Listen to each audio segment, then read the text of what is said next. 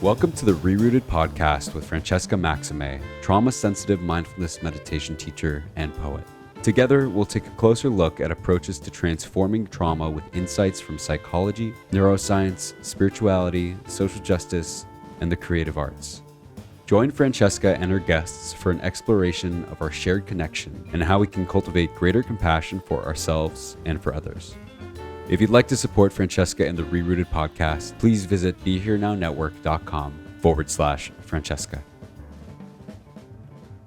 Hi, everyone. I'm Francesca Maximé. Welcome to the ReRooted podcast here. It is a steamy July day in the middle of what is still the pandemic and the protests here.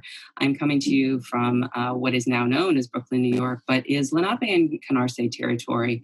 And my pronouns are she and we.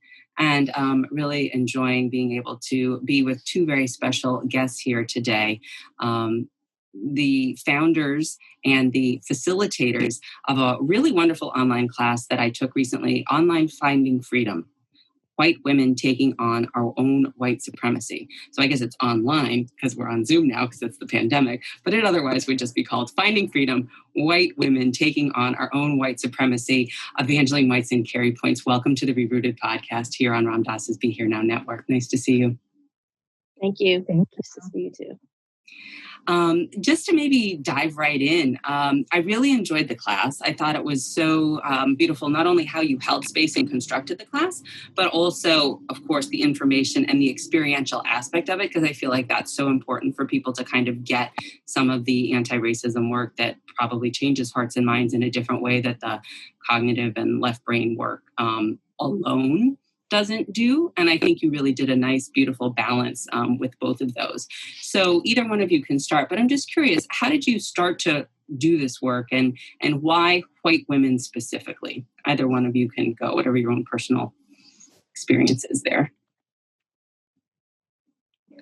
Well, we initially thought about doing this work in the wake of the 2016 election. We were really conscious of the role that white women in the outcome of that election. And we also felt like it was important to do work right here where we are in our own communities, around our own identities. And so we saw in that moment both the truth of the role that white women had played and also the fact that white men were not named in that moment. In the same way that white women were. So we saw like both kind of the truth of the racism of that moment and also the misogyny of that moment. And we felt like it was really important to start speaking to what it means to live at that intersection as a white woman of patriarchy and white supremacy and explore that more deeply and to look at like what does it mean to undo white supremacy inside of ourselves. I love that, inside of ourselves. How do we undo white supremacy? Inside of ourselves, how do we find it? How do we know it? How do we name it? How do we acknowledge it? And what do we do with it to undo it? So thank you, Kari. How about you, Evangeline? I think that I definitely, underscore what Kari's saying. And I also feel like we wanted a deeper vision for white women of who we can be in a racial justice movement, who we can be in the world, and how we can see into our future selves and recognize that we get to make choices about who we are. And we can actively create a collective identity for white women that counters the narrative that we were seeing so prolifically on social media about like the Beckys and the Karens and all of that. Okay, I know what those are, and you know obviously what those are, but some of our listeners may not know what those are. So what is a Karen? What is a Becky to those who don't know? I think there's one of the ways that white women's entitlement and racism shows up is in this kind of violent use of the police, calling 911. So we've seen recently the Cooper incident in Central Park, or in Oakland a couple of years ago, the white woman who called the police on the family barbecuing. And so the Black family that was barbecuing in the public park at the designated barbecue space. And so there's this archetype of a nasty white woman who's enacting her racism through this entitled manner, and bring violence to people of color as a result. And that was a prolific kind of archetype that started around the time of the 53% of white women voted for Donald Trump narrative. And that I was very invested in being able to create a space where we could hold white women to a higher account, and we could collectively say we can do better than this. Yeah, beautiful. We can do better than this. And one of the things that I loved in the class about how you were showing people that they can do better than this is because you were giving them examples of white women who have done better than this, including like Anne Braden and Jane Elliott. And so for those folks who don't know who those folks are, do you mind just sort of sharing a little bit about why these are inspirations and why there are pillars and examples for people to say, well, I don't just have to be a Karen or a Becky? Well, I think for a lot of us as white people, we didn't have growing up white elders who showed us how to be anti-racist or even how to talk about race and racism, how to talk about whiteness. We didn't experience that, most of us, in our childhoods.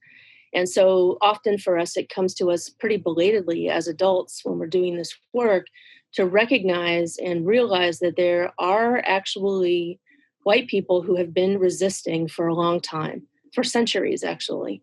And so to have somebody like Anne Braden, who was from Alabama and as an adult lived in Louisville, Kentucky, and with her husband integrated housing in Louisville.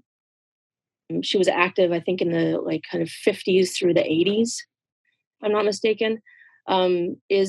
It's powerful for white people to realize that we are not the first ones or the only ones who are fighting for racial justice, right? That we are part of a legacy. We have ancestors who have been doing this work for a long time, and that it is part of who we are and who we can be in the world. And we can rely on and lean on our ancestors to show us the way. Beautiful.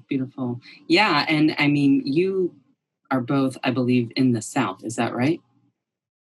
Or yeah, we're both based in North Carolina. Right. And to the degree, yeah, I know there's probably some, where is the delineation, right? But right. And so, this idea of, sort of having a perspective, because I'm coming at this from New York and, there's people who listen to this from all over the world or whatever. But I think racism, in terms of American racism, one can pretty reasonably and pretty sustainably argue is rooted in a geography that spreads to a philosophy and a cultural and a systemic and an institutional and an internalized, way of oppressing. But that a lot of it is in a way very close to home from your lived experience in terms of what you were saying, Kari, with people not having, you don't have a mentor there. You didn't grow up with ease talking about racism or even naming it. Evangeline, how about you? I think that there's one of the myths of white supremacy is the myth of the hero and the myth of going it alone and individualism. And it's a fairly entrenched idea. It comes with ideas about how to make it in the United States and the American dream. And one of the things that I think the course does by lifting up our white ancestors and by lifting up collective action is that we really want to impart to people in the class that this isn't a journey by yourself. It may be a journey of the self, like we have to understand our own personal connection to whiteness and white supremacy, but it's also about inspiring white women to join us in recognizing that we have a collective identity and that we can take collective action. So the emphasis on the ancestors is part of this idea of combating individualism. And I think that's something that ties into contemporary role models, not just our ancestors from the 50s or the 1800s, but looking around in our communities and thinking about how can I join with other white women who might be on the search committee, or they might be downtown protesting at the police department. They may be taking lots of different choices, but I have a choice to join with them. I don't need to be by myself in a room reading White Fragility and calling it a day. Right, right. Beautiful. Yeah, because, in Buddhist terms or mindfulness terms, Thich Nhat Hanh, the Zen priest, Buddhist monk, says, the Buddha is the Sangha, meaning that the next Buddha is the collective, is the whole gestalt of it. Like we're not in this, it's an illusion that we're separate anyway. And racism, those designations as terms of social constructs are part of that, core division. I think what's so interesting about what you teach and what you just said, Evangeline, reminds me of the Wall of Moms in Portland right now. This is sort of happening concurrent to when we're taping this. It wasn't happening when we were doing the class that I took with you a month or two ago.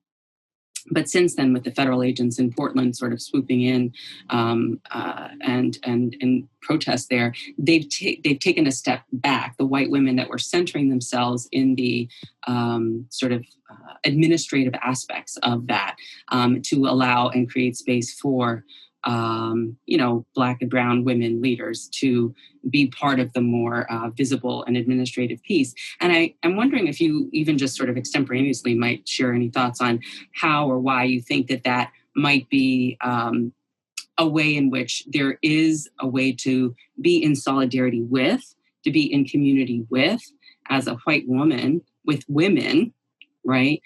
In much the same way that you talked about Mamie Till and then Catherine Bryant, right? Not having that solidarity between Emmett Till's mother as a Black mother and Catherine Bryant as being a white mother, that she still called on for Emmett Till's essentially execution, as opposed to having solidarity with around that. And why is that important in terms of our contemporary way of white women as they do this work, as they lean in, as they find one another in Sangha, in community, if you will, through classes like you have? Why is that also an important way to be there, but also not have to always be centered?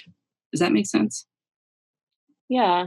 Well, one thing that I just read yesterday was that the Wall of Moms filed suit along with BLM, that they actually sued the Trump administration yesterday about the federal agents attacking protesters in Portland. So that's an interesting thing to think about, is that kind of collaboration starting to happen, right, for legal action. And I think this is, it always happens, right? That we're trying to figure out as white women, what is our role in movement? From whom do we take strategic direction? How do we step in without stepping on? Yeah. Right? How do we find a place for ourselves that makes sense in movement work and recognizes the special skills and resources that we have access to, while not, while making space for the people who are the most impacted, right? Who are always Black women or Indigenous women. I'll say Black and Indigenous women, right? And maybe immigrant women, right? So how do we as white women support that? One thing that happens here in Durham is that there's a group of white people who serve as marshals, which is similar to Wall of Moms, and they've been active for many years now, of marshaling at protests and taking direction from local Black groups to surround them when they want to be surrounded, or protect them in other ways when they want to protest. And so that I feel like that coordination behind the scenes is a model of how white women can show up in a way that's informed, that's constructive, and that actually keeps the movement centered the way that it needs to be centered and keeps the work moving forward. Yeah, I love that. Evangeline, you're nodding. Anything you want to add there? I think that there's a way in which sometimes we have this fantasy about what social justice is or what the movement is. And I think one of the things we hit on in the class is that structural racism is pretty complicated, and it's going to take a lot of different tactics to undo it. So to combat white supremacy, we have to be nimble, and we have to be, expansive in the ways in which we recognize the different roles that people will play. And so while right now we're talking about street action and we're talking about filing legal action, there are virtually like a endless number of opportunities for combating white supremacy and racism in our faith communities, in our workplaces, in our families, in our universities and schools. And I I really want to lift up this idea that when we talk about movement building, we're talking about political action that could take many different forms, and to stay imaginative and nimble in our thinking about that. Yeah, beautiful. Thank you. Yeah, I think that's it's very wise, and also it's critical to be creative and curious about the different things that we can do, and that we learn. Sometimes we make a mistake. I mean, like they sort of self-corrected after a while, or they took in the feedback. They were accountable. They were able to still be there. They didn't say, "Fine, you don't want us. I'm never going to show up again." Like, that's sort of our typical defense, I think, a lot of the time, personally in relationships with folks, but also in these other kinds of, like, well, I was trying to be your friend, and I was trying to be a good ally or co-conspirator or comrade, and you didn't really like what I was doing, so you're not using my privilege well, so I'll just go to the pool after all, and it's just sort of that idea of the humility piece and also the solidarity piece, because there's something, I think, in there that appeals to the deeper, higher moral ground of humans, which when we can access it is so deep. And what was so lacking in the election of 2016 and has been ongoing since is, where's the moral center around this individualism, this rugged individualism, this sort of, and what does that mean, and how does that show up? And can we invite back in a sense of ethics and knowing right from wrong, and being willing to not always have to be right or be in the center of it all. So why don't you guys take me through what the class is? You have it's a 4-week or a 6-week class? I forget. 5. Okay, so I was sort of on both sides of it. Okay.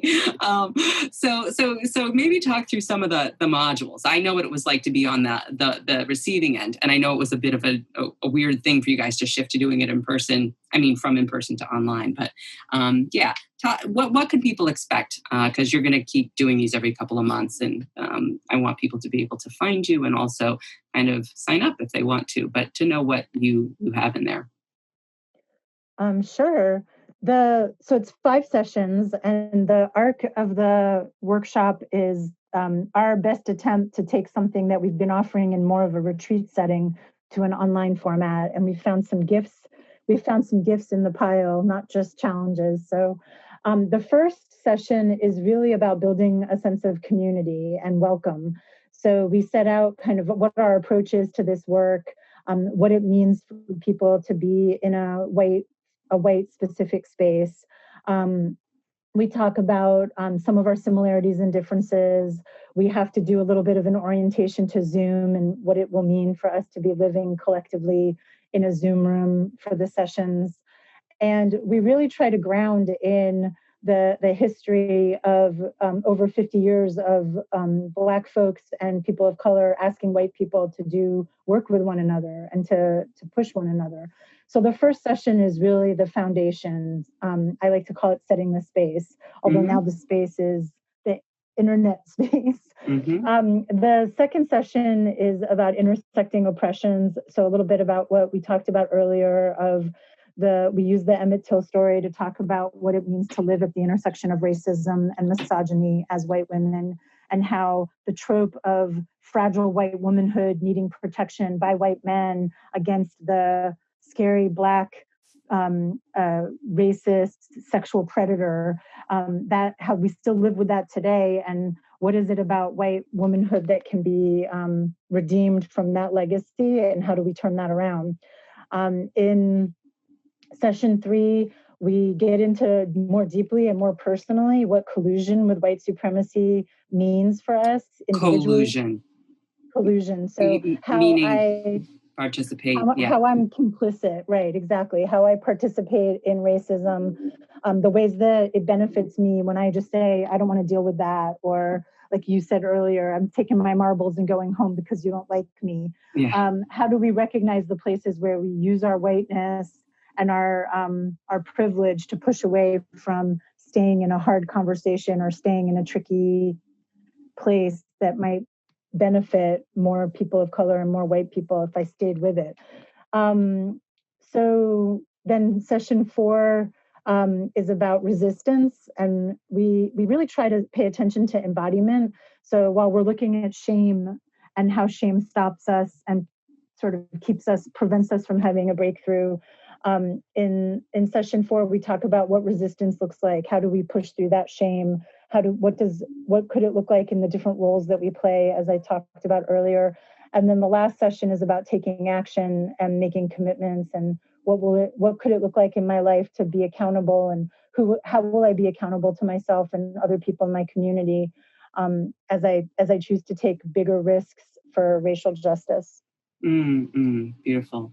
Yeah. And I mean, just to say, as a participant, like I said, you hold space in such a way that, you sort of ground us in the beginning of the class and sort of invite the collective to sort of have a shared experience of what it's like to gather in this online cyberspace together as this group, as this cohort doing this work together. You match people with a buddy. And so people can check in with one another if they want to have personal offline conversations that are more one-on-one, so that there can be some kind of a conversation of like, wow, this was really coming up for me or not. And when you give quote unquote homework, meaning that everything obviously is encouraged but not mandated because you're taking this class, you're not in university, but yes, this is your homework, this is why you're here, and that you do that kind of with the buddy, and you're sort of checking in there about what was that for you, what was that like for you, and invite people to share in the session if they want to the following week.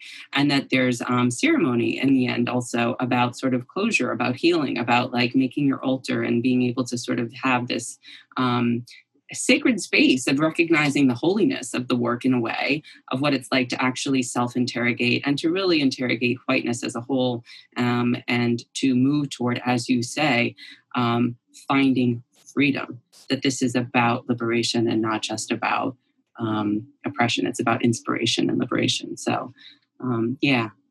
Kari, did you want to say anything more about the class itself and the arc of the class, and what people's responses have been, and who you get in the class and what have they been saying?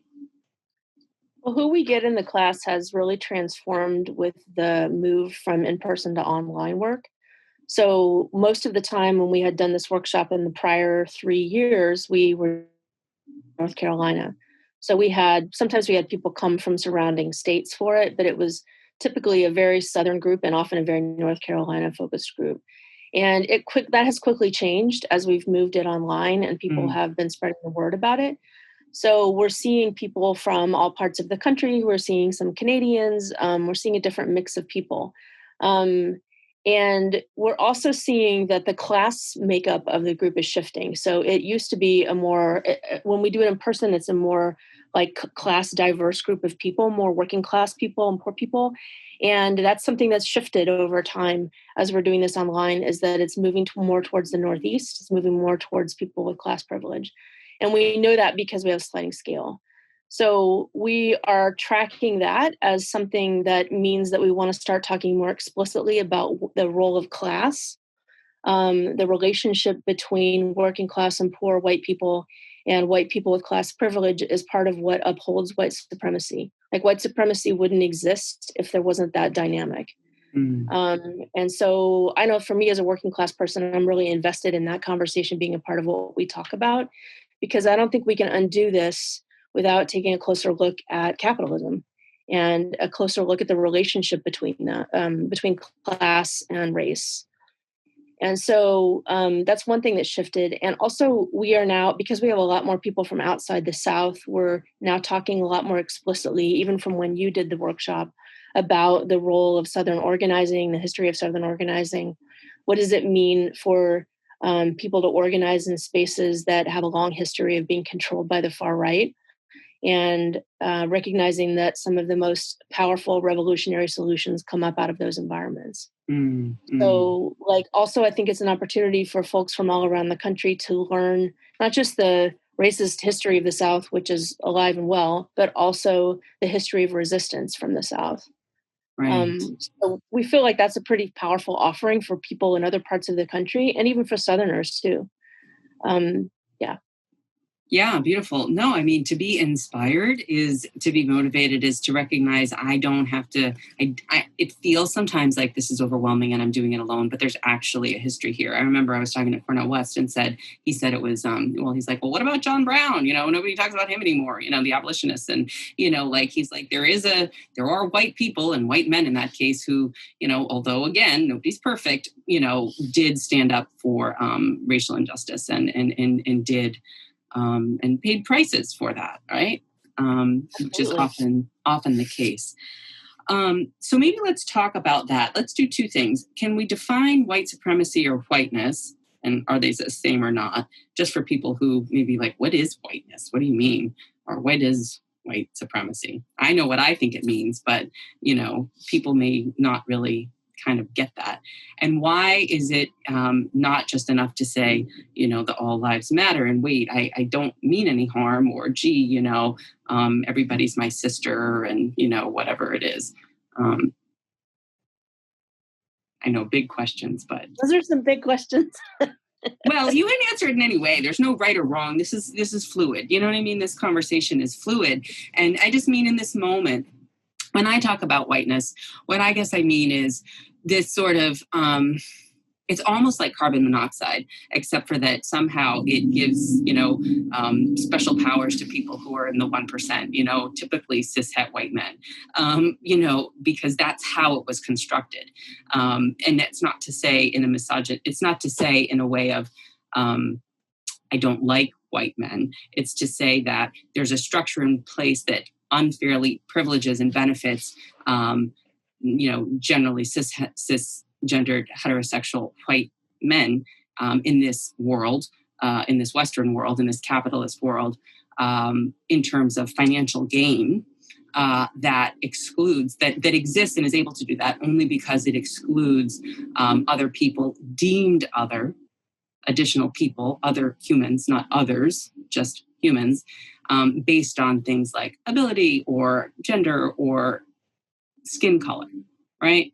And that that whiteness then becomes, for me, this system through which people continue to oppress other people and sort of take in privileges and assume that it is the natural, assume that it is an entitlement, assume, like, don't question it, right? It's almost like I don't really question whether or not when I walk out the door, even though I'm wearing a mask, I'm going to be able to breathe.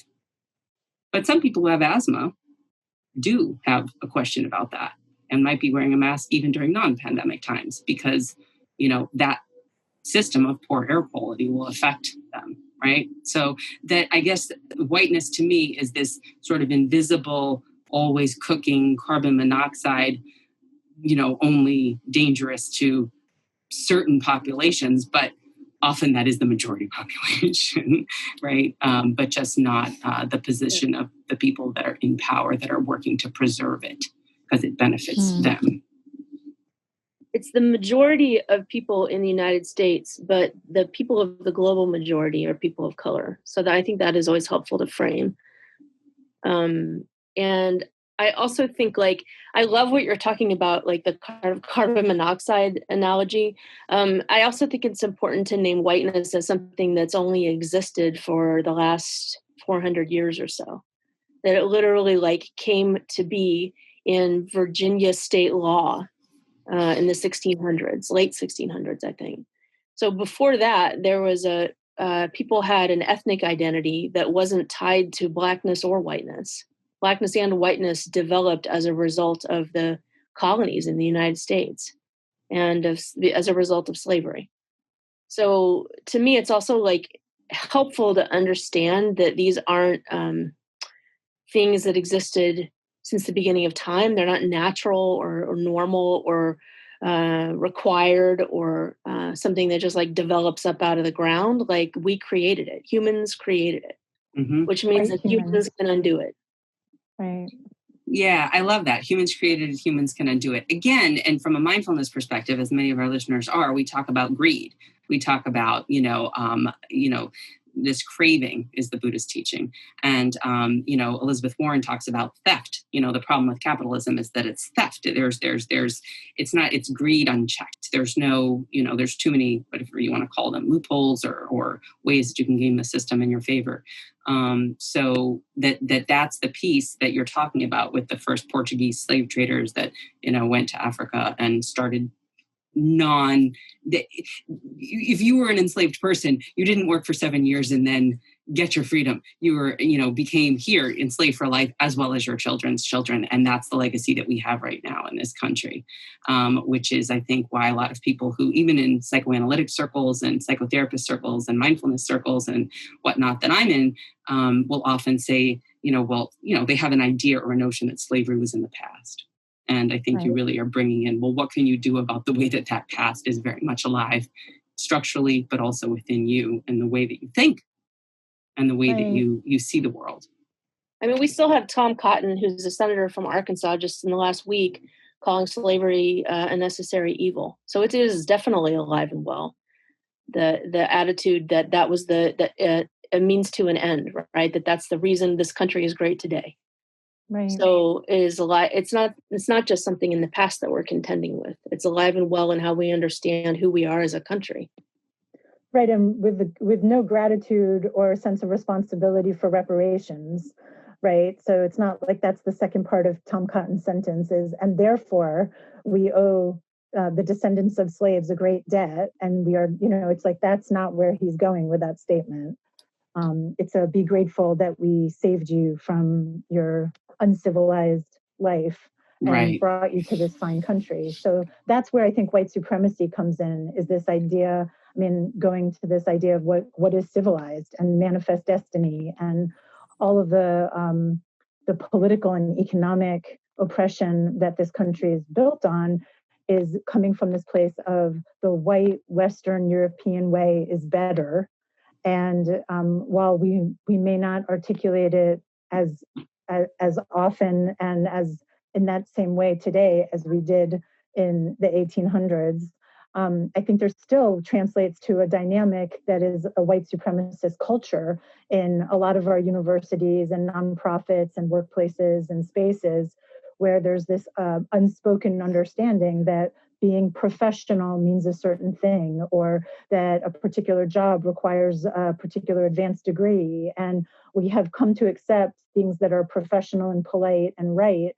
And those things are often middle class, upper middle class, white ideals. And we've had the power to form that culture and create that culture because so many of us have been in decision-making roles and in culture forming roles. And now all of a sudden there's big shifts happening, and some of those norms are being called, many of those norms, if not most of them, are being called into question, like the role of the police in communities. And pulling the veil back and recognizing what some of those accepted norms are, those accepted institutions are, is a way of calling white supremacy in to say, well, do we need the police to look this way to feel safe in a community? What makes a community unsafe? And asking those questions in a way that takes race into consideration is a way of pushing back on this white supremacist history and inheritance that we all have sort of lived, many of us have just lived with and accepted the comfort of not questioning. Yeah, beautiful. Thank you for sharing that. The comfort of not questioning. I think that is so critical. Like this whole idea of I didn't know, or I didn't have to know, or I don't want to know, or now I know, but I don't know what to do, or whatever. How does that play out for the women in the class? I mean, you've certainly witnessed, I'm sure, some transformation, short and long term, in the folks that you have worked with. And what have you seen? What have people done or said? How have things changed? I think we've seen a lot of examples of individual and collective transformation. I'm thinking about this quote that I read recently from Flo Kennedy, who said, freedom is like taking a bath, doing it every day, right? Freedom is like a practice. You have to commit to it every single day. You recommit to freedom. And our conceptualization of this work is that this is about everybody getting free. Finding freedom is not finding freedom for people of color. It's the idea that when people of color are free, we all will be free, right? That's the foundation of the idea of Black Lives Matter, right? Is that when Black lives matter, everybody's lives will matter. So we've seen a couple of examples I can say is that I know somebody who ran for city council and won because she was motivated by the class. That was exciting. Yeah. In Massachusetts. She moved to Massachusetts and she ran for city council. And I also know somebody here in Durham who was inspired to raise like $40,000 or something to buy down all of the school lunch debt in the Durham public schools. Wow. There's a lot of kids who are being shamed in the lunchroom because their parents couldn't afford to pay for their lunches. And so she paid down all of that debt with donations and then created an escrow for future lunch debt. And I think that was definitely inspired by the work that she did in the workshop. And then the third person I can think of is a woman who moved to Los Angeles and started an organization, a racial justice organization for white people in Los Angeles, who was inspired by the class. Wow, beautiful, beautiful examples. And as you say this, you said public office, city council, sort of more of a personal, intervention, but also one that's sustainable with the school lunch and the escrow, and then also this sort of nonprofit, endeavor in Los Angeles for white folks, this anti-racism group.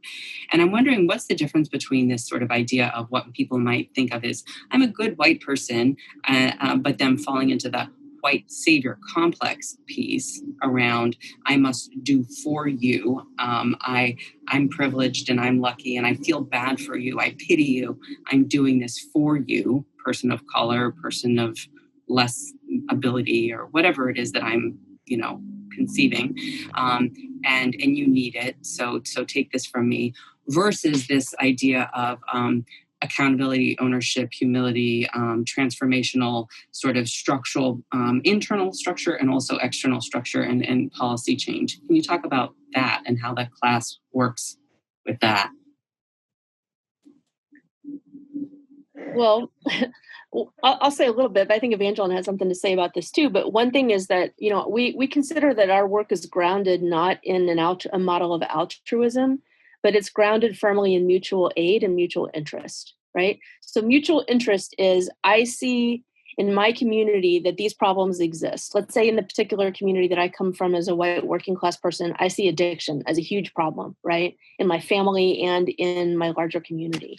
And there's lots of communities of color who also have that experience. Or I see that some of my family don't have access to high quality healthcare that they need. Same in communities of color. There are lots of issues like that we may not have the exact same experience of it. It may play out in a more harsh way for people of color, but my community also is struggling with some of those same issues. And so the goal is to work towards finding those places where we have mutual interest and then establishing trust in order to start being able to work together politically for change, right? So that's a very different model than I'm going to extend racial justice to you as a person of color. Right.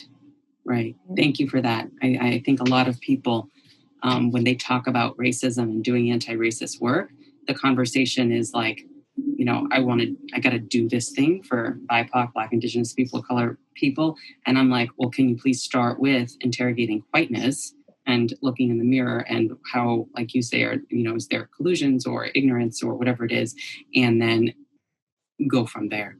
Evangeline, what would you like to offer?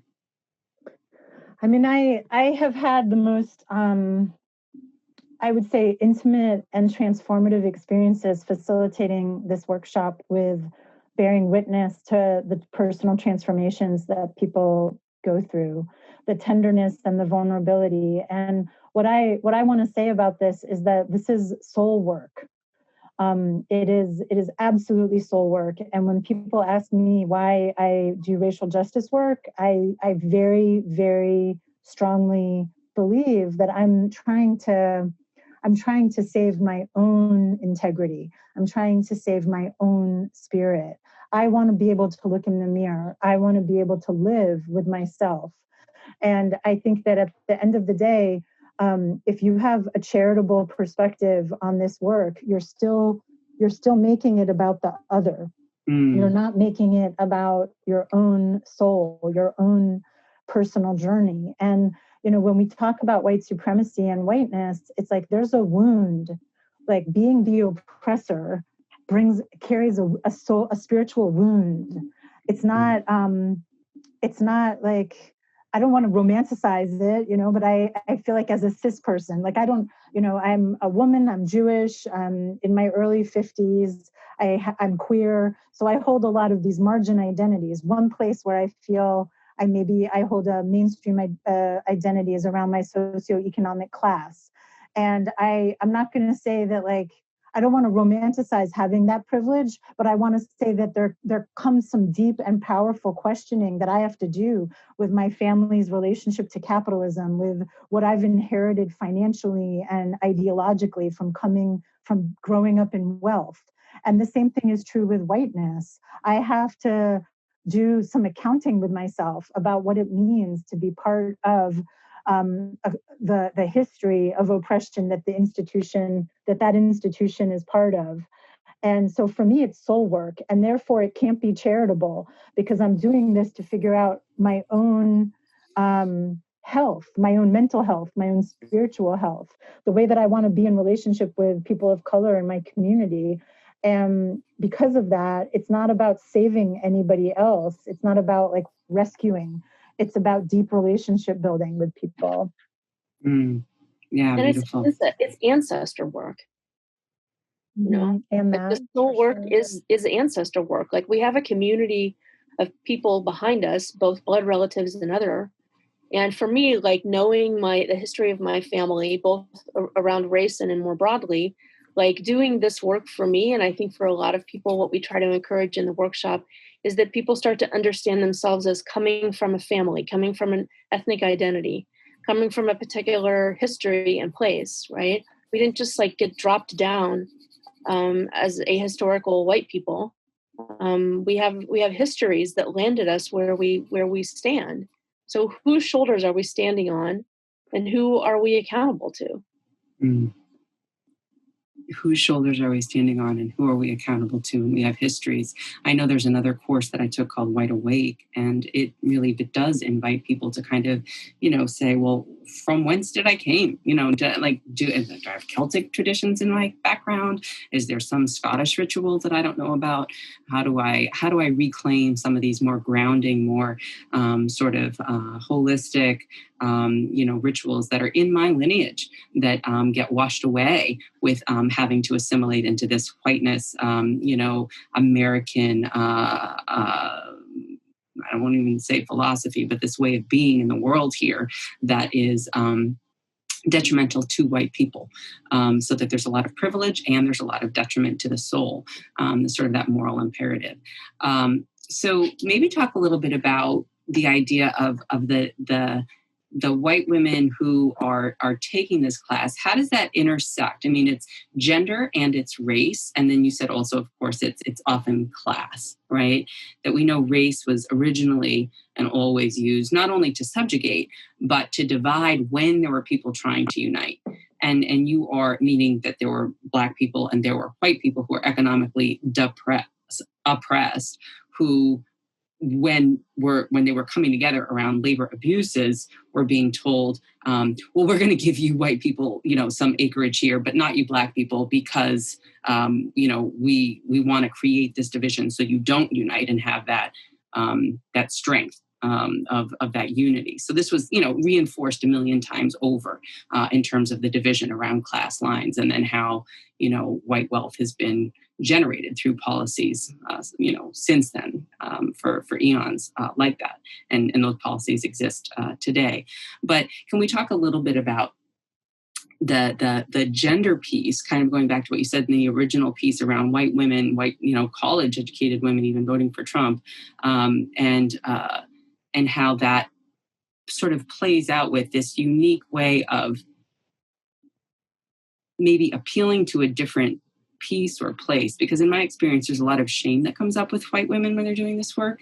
And that shame tends to be very collapsing, and also tends to be a place of feeling very helpless, and maybe talking instead about what could be an antidote to that if we're, sort of running into that, in addition to, the sort of people that you mentioned earlier that are inspirational, like the Anne Braden and the Jane Elliott. But that, how do you guard against shame with white women doing this work? Because I feel like that comes up a lot. Yeah, I mean, one idea that's out there is that historically white men are the rule makers and white women are the rule enforcers, which can be a helpful frame to understand kind of what Interesting. our position is, right? Mm. Maybe we are not the ones who, or haven't historically been the ones who've been able to make the rules. And there's a lot of ways that as a result, we've been excluded historically from things. Access to capital, whatever, lots of things, access to education. And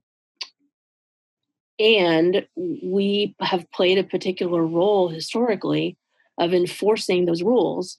And I think it's really like one of the things we're asking people to explore in the workshop is what have you gained from accepting those terms, right? How has it benefited you to accept those terms? And maybe you inherited those terms because that's what your mother did and your grandmother did and et cetera, but still you accepted them, right? Maybe not consciously. And then looking at kind of what were the ways that benefited you? What were the ways that it hurt you? That you were harmed by that bargain or negotiation.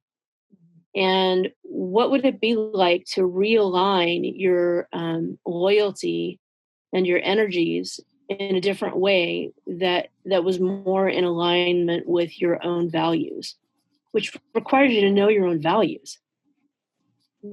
Like sometimes what we're doing in the workshop is asking people to dig deeper into what are your actual values and where are the gaps between your professed values and the way that you actually show up, right? The way that you actually use the power that you have as the enforcer of the rules. A lot of white women are gatekeepers. We're gatekeepers as teachers, as nurses, as social workers, as nonprofit workers who control resources, as HR people. There's a lot of ways that white women serve as gatekeepers for resources and access to things.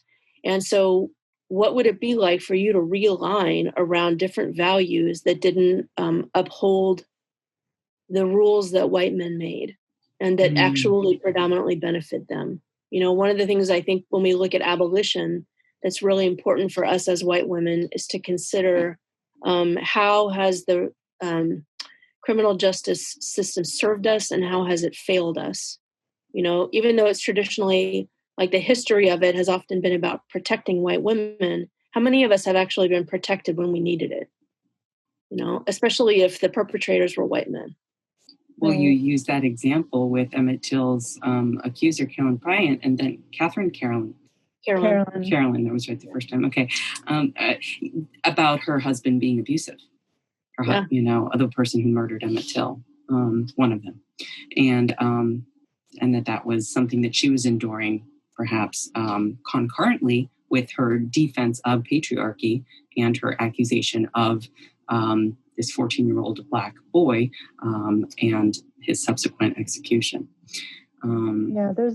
There's like a insidious family. Like if you distill everything that Kari's describing down to a family unit, and you look at it through a heterosexual Christian perhaps lens, I think of it sometimes like my shorthand for this is the good wife. And I think that it's not, I don't know, this may take us into a different direction, but I don't think it's sometimes I'm very aware of the fact that we are both LGBT identified, we're both queer identified. And I think that there's a nuance of this that is particularly challenging and painful for straight women to look at. Am I protecting my husband at the expense of my sister or my mother or my cousin? And what does it mean to be in that corner, trapped in that corner? So I think there's a way in which we can look at this through a family systems perspective, but then blow it up to the level of society, the level of culture. But for me, the archetype is the good wife, right? Not the TV show, but like the phenomena of like, I want to be the good white wife. My husband makes the rules and then I enforce them with the kids. And that there's a brokenness there that is all about sexism, all about misogyny, all about homophobia, the gender binary. Mm-hmm. Yeah, I love what you're saying, because it really, it just, for me, as a cishet woman who really has not enjoyed being breathing the ether of patriarchy any more than anyone, especially when it comes to relationships, trying to have a sustainable, healthy relationship. It almost is impossible, because patriarchy requires a disavowal in many ways of, that sort of equity and equality, because it's a dominance model and because it is a model of extraction, and that to collude with the relational aspect of things, which everyone human wants to be relational. Every human wants to connect. Everyone wants to be, having a family and, doing the right thing and these kinds of things. But how much do you have to sacrifice and collude within yourself? And then all that internal suffering that many white women do hold, but then turn around and hold up, as you say, frontward facing or outward facing, white cishet wives, maybe, shall I say, that were outward facing to the world around protecting that family union at the expense of what would otherwise be a more liberatory position, because it feels like they're, as you say, stuck between a rock and a hard place, and it has to be one or the other, given the system, given the patriarchal system. And I think that it's a revelation for many straight women to come to understand that the thing you just described is also about white supremacy. Right. Like, many people, I think, can have the analysis that there's misogyny or patriarchy baked into heterosexual relationships and between a white woman and a white man. But it's harder for us because whiteness is so, kind of backdropped or invisible, to understand that participation in that is also upholding white supremacy. Mm-hmm. Yes. And yes. And that, and not to say that there isn't patriarchy in other ethnicities, in other relationships and cultures and all of that, because there most certainly Yes, is. And it can be very dominant and extractive and horrible. I mean, brothers kill sisters at times when it's the sister who's been raped. It's ridiculous. It's beyond. As we're sort of starting to wind down, we maybe have 5 more minutes or so to chat. I just wanted to ask a little bit about sort of really your own accountability moment. Like I know you kind of said, okay, well, 2016, that was when we decided to offer the class. But like, I sort of, it's been coming to me where I'm just like, oh yeah, I mean, of course I'm racist. But then how do you be an anti-racist racist, as someone said to me, right? Like, how do I undo, like, to not have an expectation that I wouldn't be racist, and to own the fact that I am, and I'm working to not be, and I'm in that path and that process because I'm in that structure. Because I keep looking and I'm like, oh yeah, well, that's a racist thought. Or Dick Schwartz might say, well, that's a racist part, or that's a racist action. So I can create some distance there, right? I can say, well, that was a racist thought. But to own that at a certain level and to just say, yes, there have been plenty of times when I have had, those thoughts, those feelings, those actions, those behaviors, but not in the way that, and I'm talking personally. I'm talking because there's individual racism and there's structural and policy racism. But owning that seems to be one piece toward this collective freedom and the collective healing. And I don't know if you have encountered that within yourselves at all or not, or what that was like for you, if you have.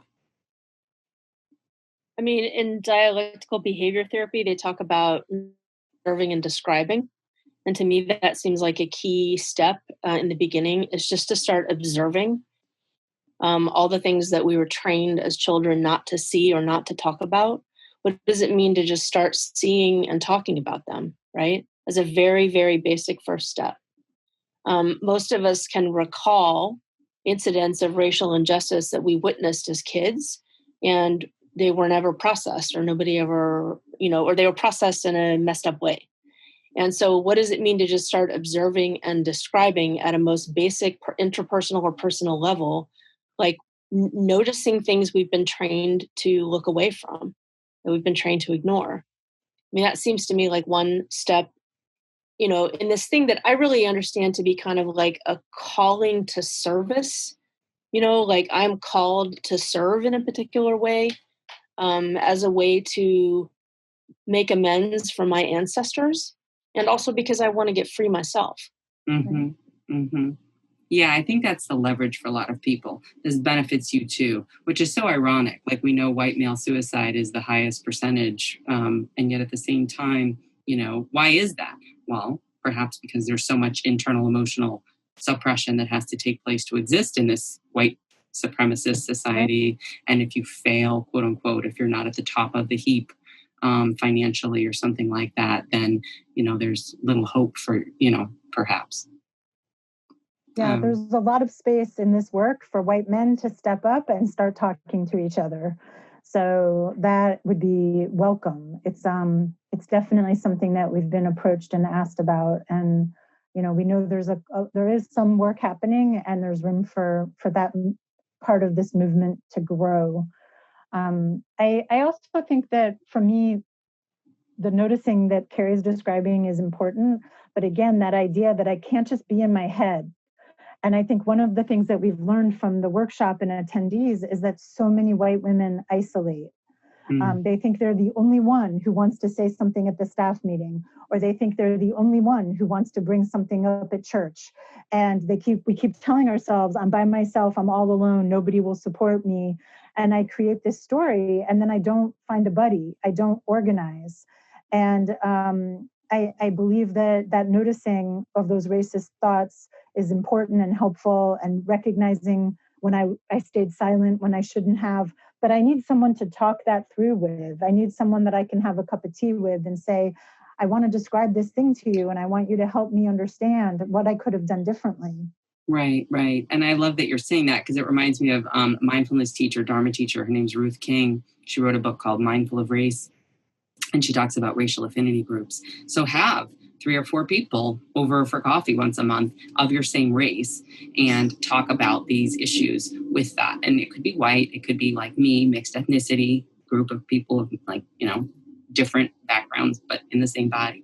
And then it could be, Black people, Indigenous people, whatever, Korean Americans, whatever, and do that work. The last thing is, why is it important to have a separate space for this? Like, why is it important for white women to have this separate space? To your point about white men having that space, because a lot of times people will say, it's reverse racism, or it's why are you having a Black only meditation, group, or why are you having a white women only, anti-racism finding freedom group, or, it's exclusionary, or, I'm just being devil's advocate here. Well, it has traditionally not worked out well for people of color, for white people to be alone in a room talking about race. So that's true. And because that's the history of like active white supremacist organizing against people of color, right? That's like the basis of the Klan and lots of other organizations. Right? I'm saying white people alone in a room talking about race has traditionally been dangerous for people of color. I understand. Okay, got it. I was confused about what you meant about that, but yes. Mm-hmm. So we understand like why there's sometimes skepticism about what it means for white people to be alone in a room talking about this stuff. And at the same time, we are responding to those 60 years of asks from Black leaders for us to do exactly this, who have been very clear for a very long time that this is our job and it's also necessary. Right? The movement cannot move forward if white people don't do this work amongst ourselves.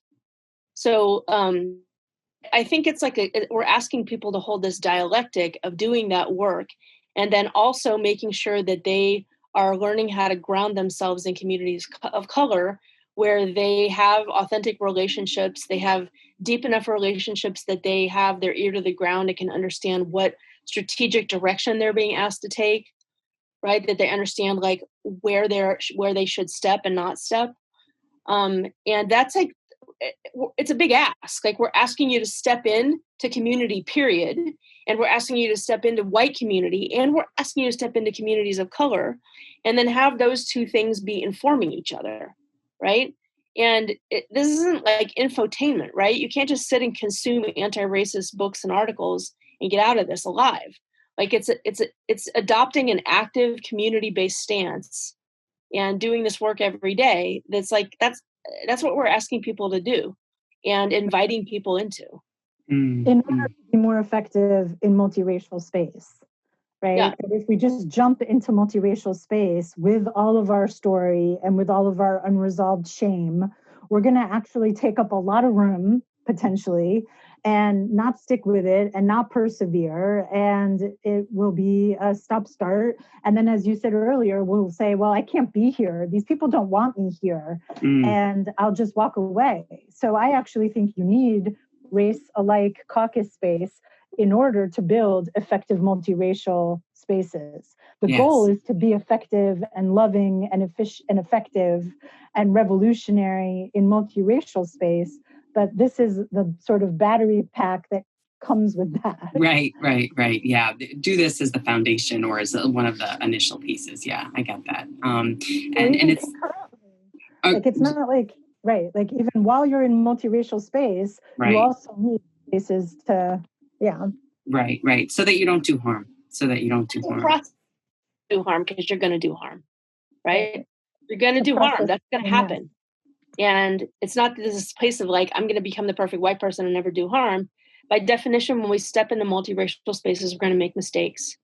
And to have a group of white people who have your back, kind of your backbench that you can process those mistakes with, or questions that you have, is like what builds resilience for us to keep showing up.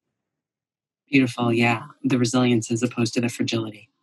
I really love all the work that you're doing. I think it's so exciting, and it's such it's a warm container. It's not an easy soft, like as in, I've sort of come up with this word lately, an elegant ferocity, meaning that it's fierce, but it's also not in such a way that it's so harsh. It may be uncomfortable, but it's not intentionally demeaning or harsh. It's very invitational. And so I would welcome everyone to come and take your next cohort. Can you mention a little bit more about how they can do that? Sure. The next time that we're going to have an open space is October 7th. So we're going to start 5 consecutive Wednesday evenings, East Coast time, on October 7th. And you can find tickets at Eventbrite by putting in Finding Freedom in the search bar, or you can go to the website www.gobeyondconflict.com, and there'll be the Eventbrite link on that website as well. So that's where you can find Finding Freedom. And I just want to say thank you so much for inviting us and diving into these super juicy questions. Really, really appreciate it. Well, thank you so much, Francesca.